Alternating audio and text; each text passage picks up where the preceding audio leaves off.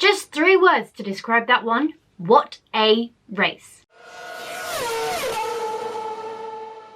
I've got to admit, that is one of the best races I have seen in a very long time. And no, not just because Mercedes wasn't dominating at the front, and no, not just because we had different drivers up the front contending for the win, but because there was actually a proper race for the win that was really intense and really interesting. I think the best way to do this one is to just kind of go through the race and take it blow by blow, because so much happened. There's so much to talk about, and completely different to what we had last time for the last race, which was very one team specific and there wasn't really much else to talk about. Off the bat, what a cracking start from both those McLarens. Both Carlos Sainz and Lando Norris had amazing starts, and that McLaren really did look like it had the pace to net worth contend for P2, potentially even P3 as well. They were really, really strong up the front, and they seemed to have a slight pace advantage over some of the other cars, which did mean other cars weren't catching them so fast. The interesting marker at this point is Bottas. Yes, a bad start, which, you know, that's always going to hurt, but he couldn't come back through the field. He couldn't fight back through. And it almost makes me feel like that car may be designed to run in clean air. It's not used to running in traffic, as we're very much aware. So I don't know whether that might have been a factor. Obviously, they couldn't change engine modes in this race. That's the first time we dealt with that as well this weekend.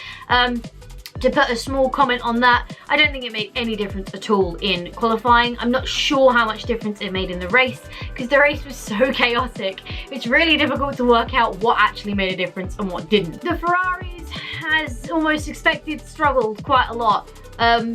And, you know, it's a shame to see them double DNF, but at the same time, it was probably kind of a silent relief that they didn't have to suffer all of the laps with no competitive pace. It just wasn't very quick. They were struggling to get past the customer teams running their engines.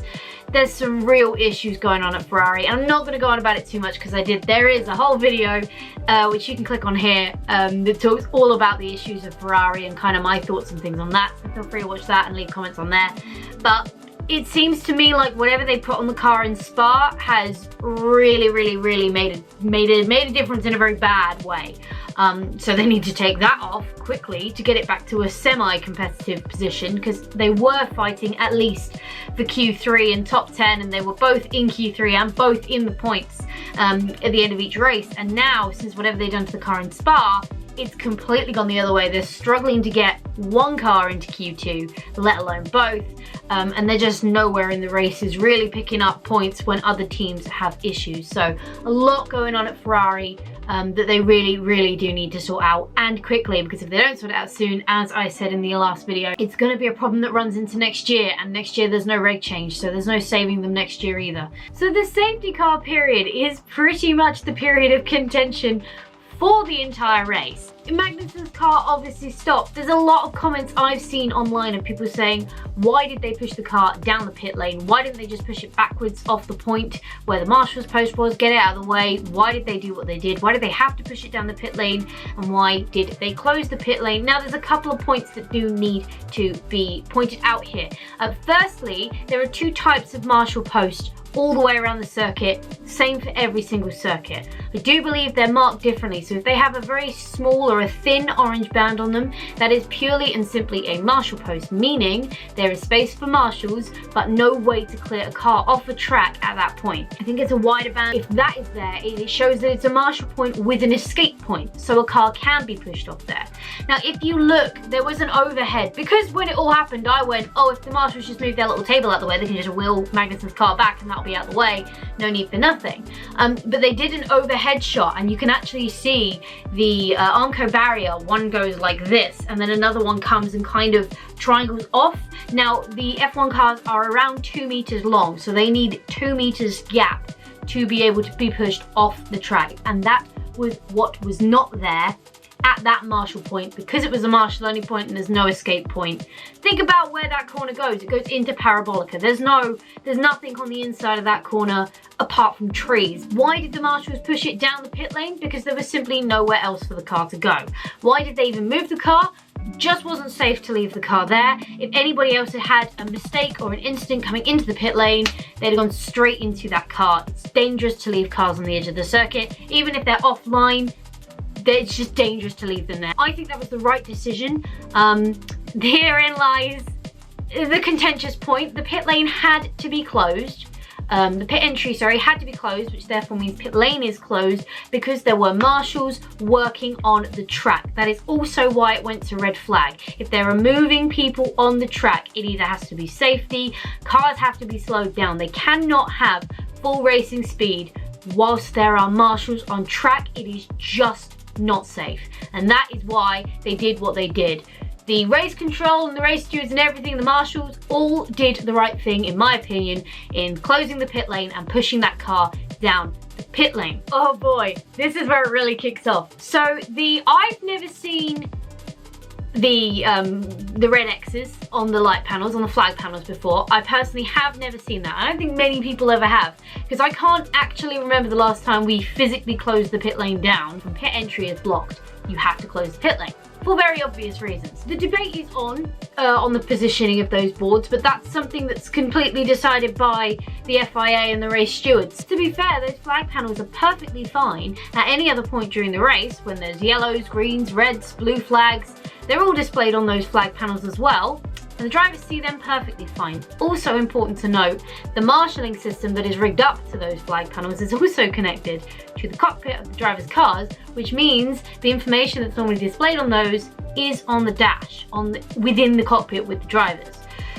How did Mercedes miss it? Well, apparently they're saying that they had about 12 seconds between Hamilton coming in, if that, and the pit lane being closed. They'd already told him to come in.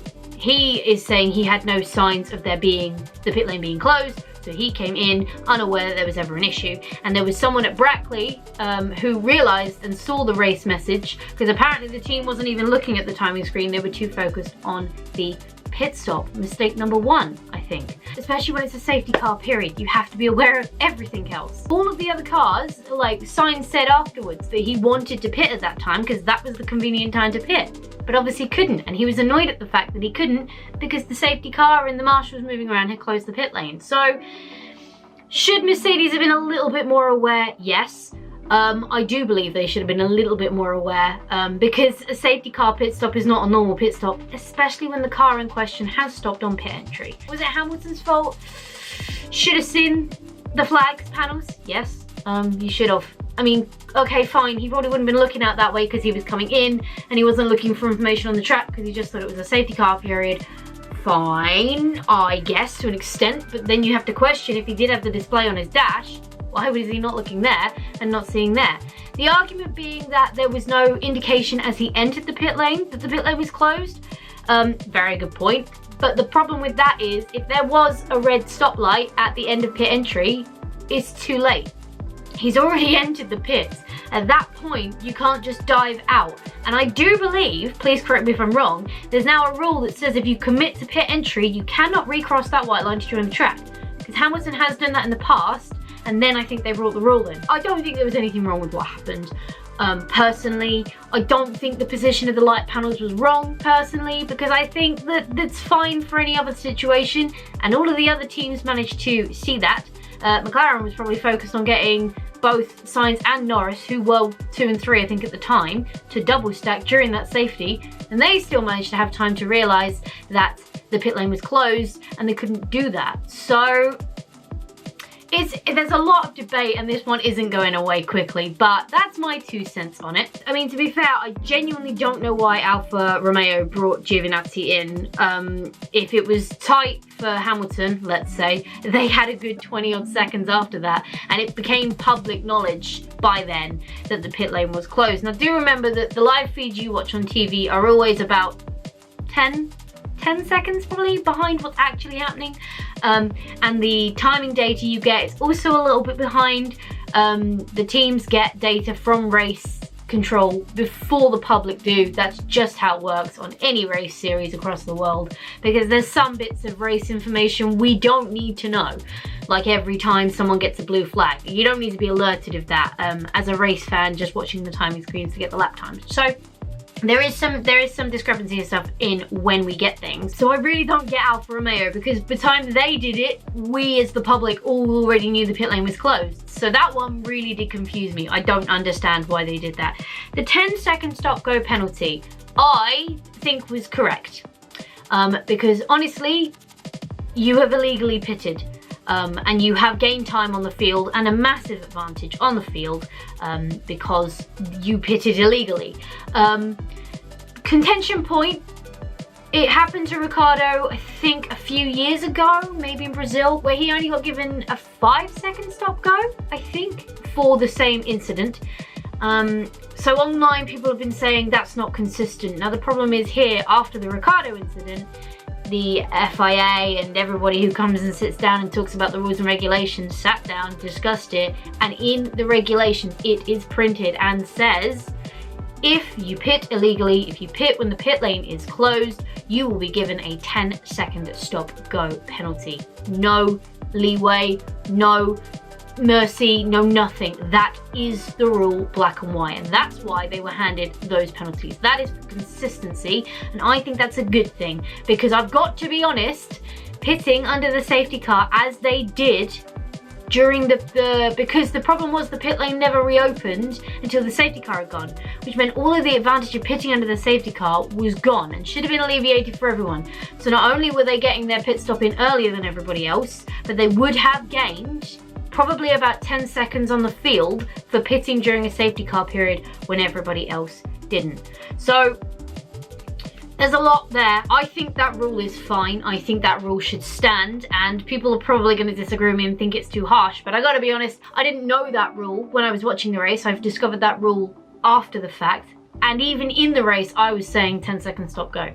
That's illegal. You've made an illegal move. You've gained an advantage that nobody else can get now. Restart happened. Leclerc hits the barrier. Red flags come out. This is the first time we've experienced the standing start red flag restart, I guess that's what we'll call it, since it's been brought in. Now that rule was brought in I think a couple of years ago, and we've not had a red flag situation to experience this.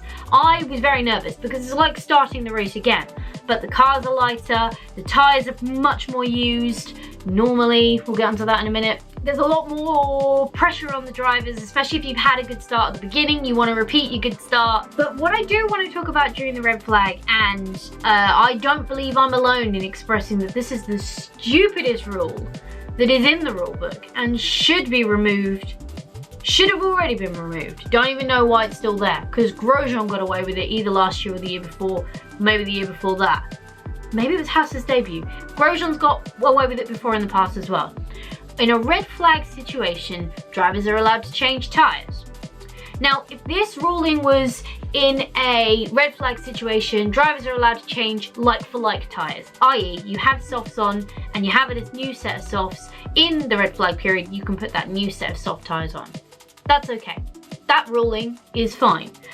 What I really struggle with, and I know Norris expressed this a lot post-race, and I wholeheartedly agree with him, is that if you can change your tyres for a different compound and then not have to pit at all in the race, that's a massive, massive advantage.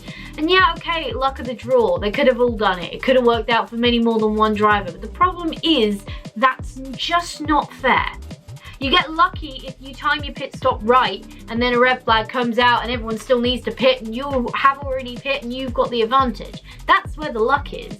You don't get lucky because you waited on the fence and then don't have to pit at all. And I think that's more my issue. It's the fact that because Stroll didn't pit, he didn't then have to pit at all.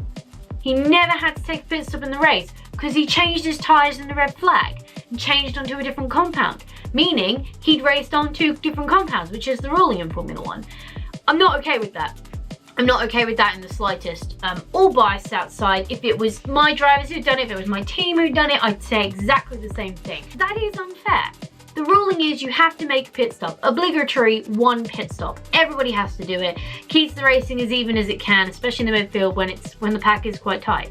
So to have one driver completely get away with not taking a pit stop, and I appreciate it's the rules, I just think the rules are stupid and that should be changed. I know they've already come out and said they're not going to change it this year, but into 2021, get rid of that rule.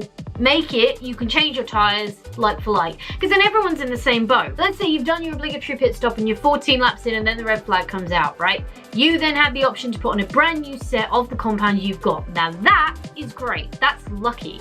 But if you're 14 laps in and you've only run the one compound, and you get to change tyres and never have to pit when everybody else. It's just not fair. It's just not fair. And it really annoyed me when it happened, and it still really annoys me now that it happened and that it's okay. I just can't logically get around my head how that would be okay. Every part of my brain says anyone putting these rules together would see there's a massive loophole and a massive advantage for somebody to gain there. To a point where I wouldn't be surprised if Racing Point were like, yo, Stroll, hang out for a bit, something else might happen, because we're all now bunched up because of the safety car, and if it does, we could get a free stop in here, buddy. Stick it out. You know what? To Racing Point, I'm not mad at them. It's not their fault. They exploited a loophole. Mass kudos to them for making it work. I'm angry it's a loophole in the first place. The race for the end was really, really tense, really tight. And I've got to put it out there, Gasly did a fantastic job. You cannot fault not only his driving, but his management from the front, his defense, because down the back straight on the run down to Parabolica, whilst Sainz was catching, he was weaving to try and break that toe, whilst managing everything else, whilst managing his tyres, whilst managing his fuel, whilst managing heat, temps, and all this, that, and the other. He did an absolutely stellar drive. And now I've had time to kind of chill, reflect a little bit on it, because if you don't know, I am a Sainz fan, so obviously I really wanted him to win. But on reflection, I think had he have taken it in that last lap, that would have been heartbreaking for Gasly. And he did, full-heartedly did deserve that win. He's had an absolutely mental 12 months. I have no problem. I can't be mad at that win for him because it was just such an outstanding performance. He did so well, getting the good start off the restart, managing the race, keeping the gap out there, because there was, I mean, Sainz was pretty much closing in all the time. He was gaining lap time every lap, whether it be a 10th or a 100th. He was closing in each lap. But Gasly was managing that gap so well. And I personally, I said if he didn't get DRS with a couple of laps to go, Sainz was never going to make that pass, because he was never going to do it in one shot. He needed at least 2 laps of DRS to get that done. So I wasn't surprised. Absolute stellar performance from McLaren this weekend as well. I think net, like I said earlier, net they would have got a double podium because they were the best, they were the second best car out there, because the pace of the McLaren was so good and Stroll was a little bit on the back foot, I think, after the restart. That's what kind of gave Sainz the breathing space to hold on to second. There was a point where Stroll was closing in on Sainz faster than Sainz was closing in on Gasly, and I was getting worried that Stroll was going to retake back second place. But a great drive from him. It was a great podium, to be fair. It was pretty good to see different drivers up there having a bit of a mix-up.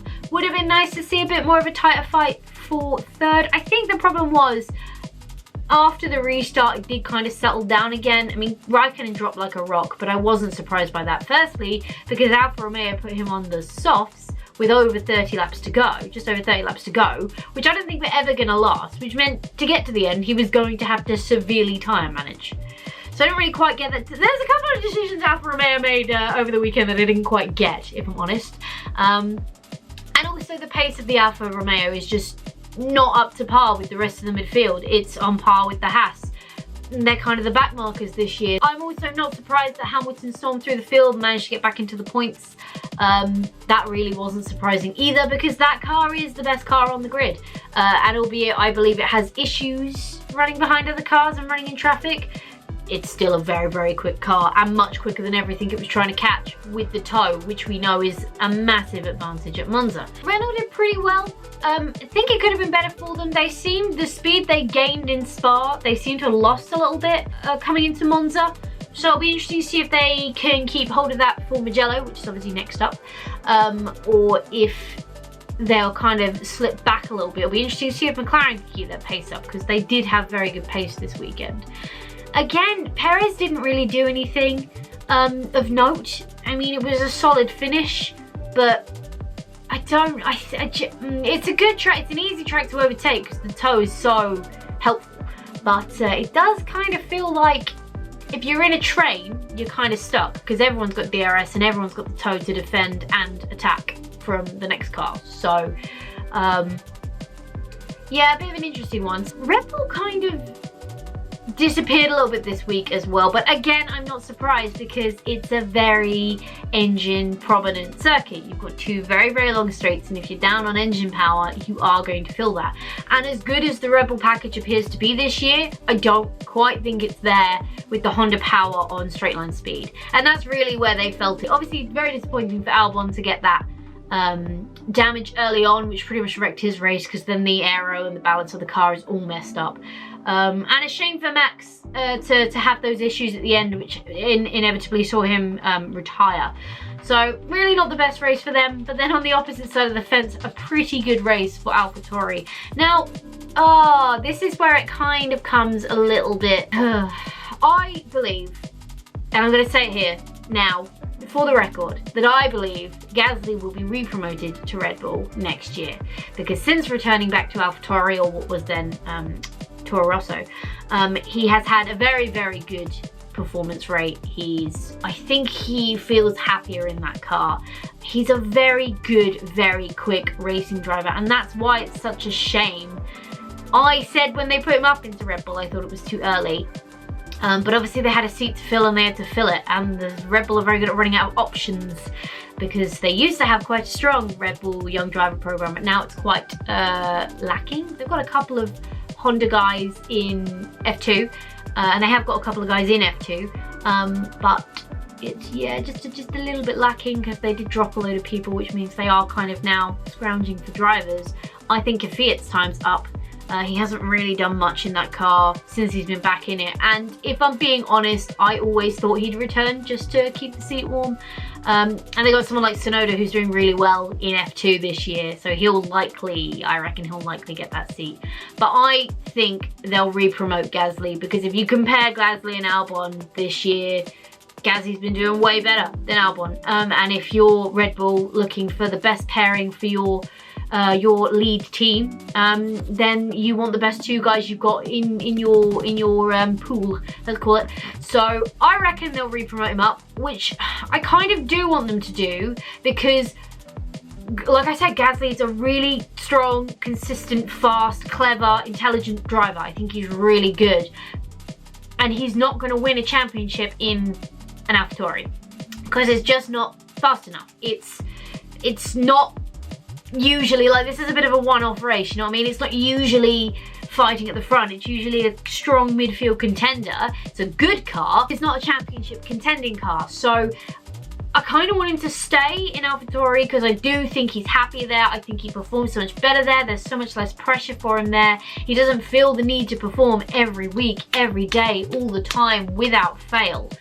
It's a lot more relaxed at AlphaTauri. Of course it is. It's not the senior team. It's the junior team. It's the breeding ground. Of course it's more relaxed. You're allowed to make mistakes there, because it's where you learn. And then you go up to the senior team, where you're not really allowed to make any mistakes, because everything is now relying on you. So I kind of don't want to see him go to Red Bull because of the pressure thing, and I'm not sure how much he'll hack it the second time around. So hopefully you'd assume he'd hack it better a second time around.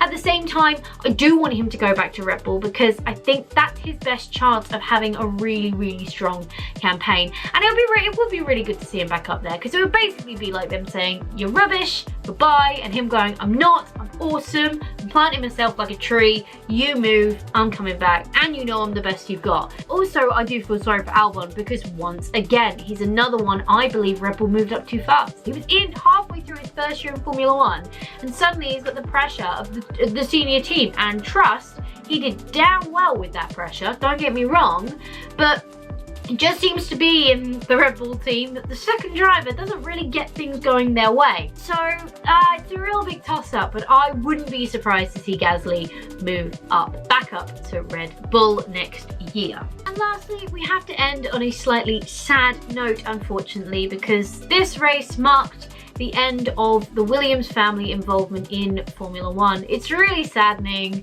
because they've been in the sport for 40 years, and albeit the new shareholders have said they'll keep the Williams name, they will for now, but I don't quite know how long that'll last. So it could be that within the next 18 months we lose that name from the sport, which is quite sad. I do understand why Claire Williams has stepped down, because if you have control of your company for over 40 years and then suddenly you got to start answering to someone, It's going to be very difficult to do. It's going to be like you want to make small changes and you got to run it through this whole now team of board members. So I understand it, but it is really sad for two reasons predominantly. Firstly, obviously big name, Williams in the sport, and you don't want to see it go because Williams is one of the pure racing teams.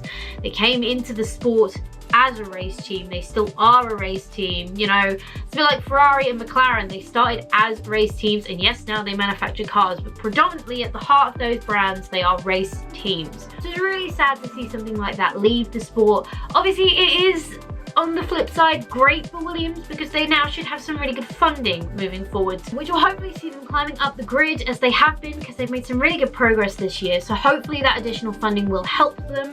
But yeah, it's a shame to see the history kind of seep away from that team. And secondly, the other reason it's really sad is we don't have any females up in the limelight now in Formula One. As a woman in motorsport, which I guess I can say I am, it's quite sad that there are no key figureheads that are females. Obviously you see a glimpse of these awesome women on the pit wall and in the garage, and sometimes they get to go up on the podium, but the real crying shame of that is that the only time you see them or they're really thrown into the limelight is in the moments of success. And it almost sometimes feels like a little bit of a token gesture, which, okay, might sound bad, but that's how it comes across to me as a woman in motorsport. So I kind of wish that F1 and motorsport as a whole would just shine more light on these women. Like, there are great women in the garages, there are great women and strategists on the pit wall.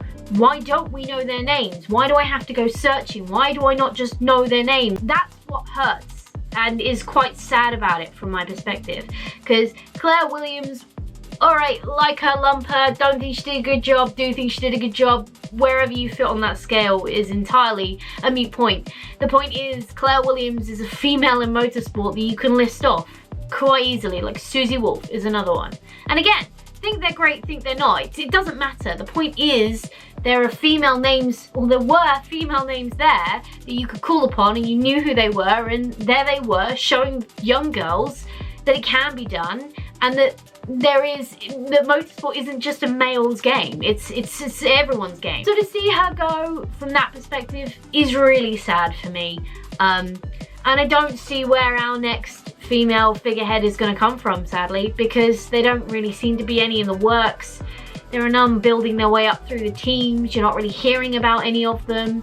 And that is sad because, once again, it turns into a male-dominated area, predominantly white male-dominated area. I'd love to do it. I'd so love to do it. I'd love to be there. I'd love to be on the pit lane. I'd love to be an engineer. I'd love to be a mechanic. I'd love to be any of the above. I'd love to be involved in it.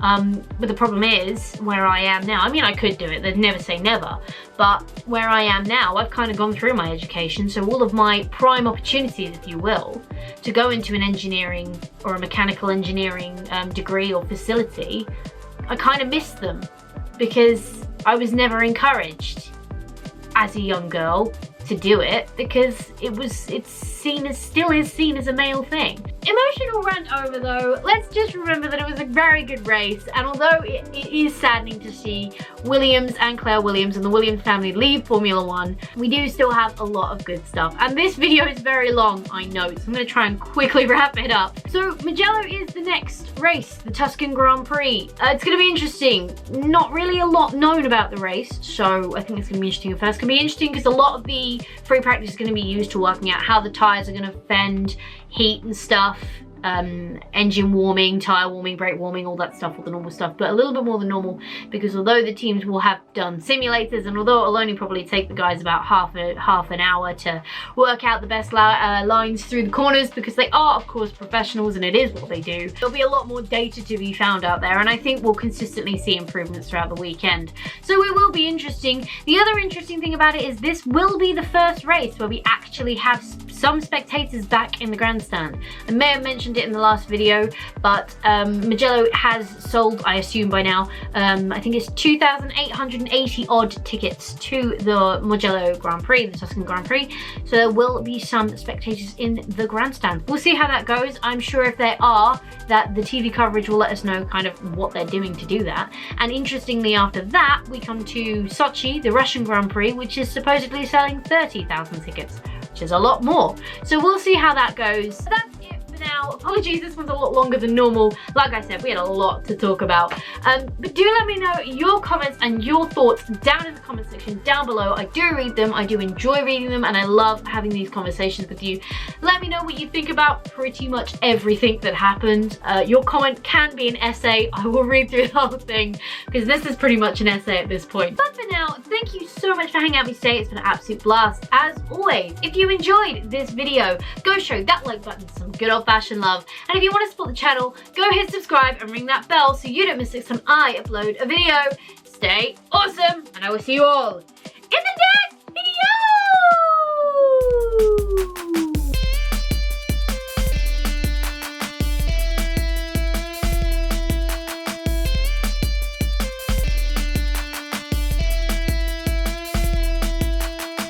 I'm sorry it had to be Toro Rosso and not AlphaTauri because I don't own any of that. But maybe I should invest. Maybe I should get a shirt from every team and then I have options.